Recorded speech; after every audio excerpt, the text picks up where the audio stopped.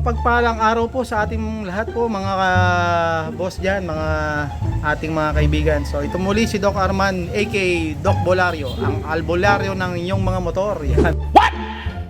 So nagbabalik sa isa naman pong vlog. So ito po ay meron tayo ngayong Miosol i125 na fuel injected. So nag-chat po sa atin, nag-message po yung may-ari nito sa atin kagabi na nag-check engine daw po yung kanyang motor. So sa mga ganitong modelo, so pag nag-check engine, so pag wala po kayong idea kung ano yung possible naging problema, so pinakamagandang gawin ay dalhin po ninyo sa mga albularyo na katulad ko. So ito, pag mga ganitong modelo po, kung wala naman po kayong bolang kristal, yan, so tayo may bolang kristal tayong ginagamit, pero pag mga ganitong modelo at ang check engine, madali naman pong i-trace kung ano yung problema niyan. Uy, sana all! Sa atin, kabisado na natin. So, hindi na natin kailangan pang gamitan ng bolang kristal. So, just in case lang na wala po kayong gamit, wala kayong gagamit na pang-diagnose. So, basic lang naman ang kailangan nyo mong gawin. So, i-check nyo lang po yung mga connection. So, possible mga sensor ang problema kapag may check engine. So, kung halimbawa nga putol yung mga sensor natin, yung mga wire. So kung sa injector putol, hindi na po andar yan. Kung sa may TPS sensor, katulad po nun, TPS sensor, yan. Kung putol po yan, kahit paano aandar po pero palyado. Pag sa injector ang putol, hindi na po aandar. Kapag mga sensor ng temperature, katulad po ng sa itong oxygen sensor, kahit putol po ito, aandar pa po ang makina, aandar po ang engine, pero may check engine na lalabas po sa inyong gauge. Pero kung katulad kung sa temperature naman po, ito sa ating temperature, engine temperature o sa init ng makina, yan. So ang binabasa po nito ay heat, base po ito rin sa langis, yan. So pag ito ay putol, magche-check engine po ang makina ninyo, ang inyong gauge, lalabas po yung kanyang error o check engine, pero umaandar pa po ang makina nyo. What? So yun lang po yung pagbe-basic na troubleshooting kung wala kayong pan-diagnose. So pag mga ganitong modelo, kabisado na po natin. So kahit wala po tayong gagamitin na bolang kristal, so check nyo lang yun, yung mga sinabi ko kanina, mga connection. So katulad nito, ang problema nito ay ito. So makikita nyo, putol. Oh no. So very basic yan. Makikita nyo na. Siyempre, kabisado na natin ang sakit ng mga ganitong modelo. Yan. Ito po yung tinatawag ng code 28. Fault error code 28 ng mga ganitong modelo. So either putol siya or sira yung kanyang mismong sensor. Pero kalimitan po talaga is putol. Yan. So papakita ko sa inyo sa bolang kristal kung tama po yung ating hula. So ito yung bolang kristal natin. So patay muna natin ang susi. So punta lang po tayo ng monitoring. So monitoring po ng ating bolang kristal, lalabas po yan. Titingnan natin kung tama po yung ating hula. So dito pa lang po makikita nyo na may problema na kasi yung temperature na makikita nyo is negative 20. So mainit po ang makina nito, pero ang kanyang temperature ay masyadong negative, so malamig niyan. So dapat yan is nasa around 70-80 degrees Celsius yan ang dapat ang temperature kapag bagong patay yung makina. So dito pa lang alam nyo na may problema. So pag nilipat nyo dito, ayan, lalabas na po yung kanyang fault error code na sinasabi ko sa inyo. So tama po yung ating hula sa ating bolang kristal. Yan, sa mga boss, yung hula po ng ating bolang kristal ay fault number 1, so code 28. So tama po yung ating hula. So, kung wala po tayong bolang kristal, kahit wala natin sa ating tawas, kung gagamitan natin ng tawas, tama po yung ating magiging hula dito. So ang gagawin lang po natin dito ay i-repair natin itong kanyang sensor, yung kanyang connection, ang kanyang socket. So ituturo ko rin po sa inyo mga boss kung paano ito gamutin o paano ito solusyonan. So tara mga sir, gawin na po natin itong socket na to ng kanyang temperature o kanyang engine temperature sir. So yan mga sir, mga katawas. So ito po para po sa mga kaibigan natin na mga kapwa natin albularyo, para po sa inyo to. Para alam niyo na rin po kung paano gawin o paano solusyonan yung mga ganitong problema na code 28 na tinatawag. So gamit lang kayo ng mga maliliit lang na katulad ito, flat screw. Ang gagawin nyo muna is ito. Aalisin nyo tong pinaka center cap na to. Yan. Aangat nya lang yan. So tanggal na. Alis na to. Para mahugot naman yung wire itong cable. So doon sa part sa loob, gagamit kayo ng ito. Gagamit lang kayo ng perdible. So gamit kayo ng perdible. Meron po yan ditong lock na plastic sa loob. So ang gagawin lang is sisikwatin nyo lang po siya. What? Sisikwatin lang o ililihis nyo lang ng konti. Kung ang tusok nyo ay pag ganito, kung nandito yung pinaka pin, tutusok papuntang left side, then tutungkabin nyo papunta po dito sa right side. Gaganin nyo lang siya, ipapaling nyo lang. So susubukan ko muna. Ayan. So tutungkabin nyo ng ganito, then saka nyo hatakin. Ayan, so yun. Oh my God! Wow! Kita nyo, tanggal na. Ganun lang po yung basic mga sir. So may nakalock po kasi dito na plastic. Dito naman yung sa naputol. Ayan. Tuturo ko din sa inyo kung paano hugutin to. Okay? So ito na mga sir, mga katawas, mga ka-albularyo ko dyan. So natanggal ko na yung isang pin. So demonstrate ko lang yung ginagawa po ng mga iba nating mga kaibigang mga albularyo. So yung ginagawa nila, hindi nila natatanggal to. Kasi nga hindi nila alam yung tamang step procedure para alisin. So ang ginagawa ng mga iba is pinuputol talaga to. Tinatanggal na, pinuputol na, as in wala na to. Kahit nabuho pa siya, ang ginagawa pinuputol. Gunggong! Barinig kita sa mukha eh! So mangyari, dalawang putol na. Bali ganito na yung itsura niya. So ang ginagawa nila, kumukuha sila ng mga ganitong klase ng yung mga normal lang na nakikita natin na encounter na pin. Yan, normal lang to sa mga ganitong mga motor. Marami to nabibili lang ganyan. So ang ginagawa, dinudukto lang to dito. Yan, dinudukto lang nila dito. Ito ng electrical tape. So ganyan na itsura. So malayong-malayo yung itsura nito dito. Nakita nyo po, mga sir, mga katawas ha.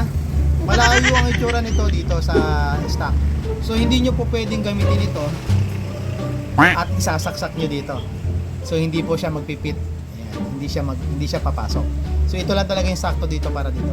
Ito lang, itong so mangyari, kung pinalitan nyo po ito ng ganitong klase, hindi nyo na magagamit yung ito, hindi nyo na ito ibabalik. So ang ginagawa nila, pag pinalitan na lang ganitong klase ng pin, so babalutan lang po ito ng electrical tape, then isusuksok na po yan dito. Ang ginagawa po nila dyan. So siguro marami nakaka-relate sa inyo dyan mga sir, mga boss, na ganyan yung ginawa sa motor ninyo. Ayan. So, Bahala ka sa buhay mo. Ginusto mo yan nagpasarap sigurado yan. So ang gagawin nila, susuksok lang dito. Yan, susuksok ng ganyan. Then babalutan ng electrical tape. Yan, igaganito lang yung wire. Yan, sa kanila babalutan na lang electrical tape. So nakaganyan na po yung itsura ng inyong connection. Naka-electrical tape na po siya. So sa madalit sabi, ang tawag po doon ay remedyong galawang mangkanor. Yan tinatawag na galawang mangkanor, mabilisan o kumbaga hindi na pinag-isipan kung may babalik ba yung original na socket, kung may babalik ba tong original, hindi na pinag-isipan, parang nangyari, mabilisan lang, sige, remedyo, ganon. So hanggat maaari kung kaya natin gawa ng paraan, mga sir, mga boss, mga ka-albularyo natin dyan, hanggat maaari kung kaya natin. So andyan naman po si YouTube University. What? Hindi lang naman po ako yung mga may vlog na nito. Pero dati wala akong nakita nagbablog nito talaga. Wala akong nakita sa YouTube na nagbablog ng ganito. May share na po ako sa YouTube channel natin. Ewan ko lang kung may nanood ng mga ka-albularyo natin. Hindi ko lang sure. Pero meron ako mangilan-ngilan na meron na rin na nagbablog na kung paano tanggalin. So yun, at least meron na. Hindi lang ako yung nagtuturo na kung paano magtanggal ng ganito. So next step natin, tanggalin natin na yung kaputulan nandito. So ang gagawin natin, ibabalik natin yung naiwan, yung naputol. So ganung yung procedure pa rin. Gamit pa rin tayo ng perdible. So sabi ko nga, So ganun, tutusukin niya, pakiramdaman nyo lang yung plastic na parang lock, then ipapaling nyo po dito sa kanan, then tusukin nyo yung pinaka-pin sa gitna, itutulak nyo papalabas, papailalim, para may tulak, may push para lumabas. Okay, so yan, tulad yan. Kita nyo, lumabas na. Ay, lumabas na yung kanyang pin, yung pin na naputol. Okay. So, ito na. So, natanggal na natin, mga sir. Mga katawas, mga kaalbularyo ko dyan. So, ang next natin gagawin naman dito, pag natanggal nyo na yung pinaka-pin, para maibalik yung... Ang gagawin lang natin dito, lalagyan natin to ng cable, duduktungan natin ng wire. So, ang kailangan nyo yung gamitin dito, mga boss, mga sir, mga kaalbularyo ko dyan. So, ang kailangan nyo gamitin is maliit lang na wire, katulad nito. Nasasakto doon sa butas. So, nagtatanong kayo paano natin ikakabit. So, ito yung tinatawag na diskarte lang. Kasi alam nyo na, hindi na pwede natin ibalik dito sa crimp. Ito yung crimp na tinatawag. Naka-crimp kasi yung tanso dito, naka-crimp yan. So, hindi na natin may babalik dyan. Ang gagawin natin, diskarte na lang po. So, yung mga ginagawa ko, ganito. So, tanggalin ko lang po itong ano na to. Tanggalin lang natin itong rubber insulation. Yung tinatawag na rubber insulation.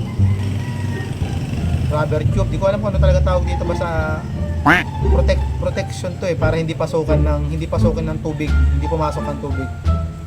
Ayan, tatanggalin lang po natin yan. Ayan. So ingatan yung wag pong masira. So kaya yung purpose natin na sabi ko nga, yung sakto lang dito, na maliit para pumasok sa butas. Ayan. So gagawin, papasok niyo po ganyan yan. Ipapasok ng ganito. Ayan. Pasok niyo muna ng ganyan. Slide nyo muna banda sa gitna, then balatan nyo, babalatan nyo. Siyempre kailangan yung balatan dahil hindi nyo may lalagay ng hindi nababalatan yan. Okay, nabalatan na. So pag nabalatan na, ganyan na yung tsura, then ikakabit nyo po siya dito, ibabalik nyo sa na ganito. So, ang pinaka-diskarte lang natin dito para lang magamit natin at ma-reuse. Again, ito po ay tinatawag na remedyo lang. So, ang pinaka-the best talaga nito is palit yan ng buong wiring harness. Yung nga lang, medyo mabigat po sa bulsa yan dahil lang po ang isang buong wiring harness ay naghahalaga po ng 1.6, 1.8. Ganun po ang presyo niyan. So, medyo mabigat. So, para po sa ginagawa natin ito, gagastos lang po kayo na magkano? Hundreds lang. Hindi po kayo gagastos ng libo. Uy, sana all. So ito na. So ganito. Posisyon nyo lang po ng ganito yan. Then, i-rotate lang po ng ganito. I-rotate lang. Okay. Sana nakakasunod po kayo mga boss. So, i-rotate nyo lang po ng kahit mga isang ikot or dalawa. Pwede naman dalawa or isa. Saka nyo ipasok po dito. Yan. So kapag nakapasok na, ikutin nyo ng isang ikot.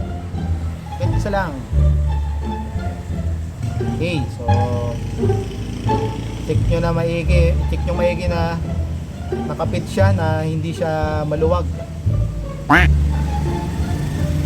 Tapos nun, ilagay nyo na po dito. Yan. Okay. So pag nailagay na po dyan, then ipaling nyo muna ganito, tupingin nyo, then slide nyo na po itong rubber, yung rubber insulation na to. Yan, sana nakakasunod po kayo mga boss para at least nasusundan nyo po yung step na ginagawa natin, para at least may idea po, alam nyo na po yung tamang procedure. Yan, hindi lang po ito sa mga kapwa ko albularyo, para din po para po sa lahat, para sa gusto mag DIY. Yan. Yan. So ganun lang pala yan, boss, sir, Doc Albularyo, ganyan lang po lang yung ginagawa diyan. So ganyan lang po talaga. Yan. So pag na-slide na po natin ng ganyan, ibalik lang po natin yung itong pagkakayupi. Ito po, ibabalik lang natin. Okay.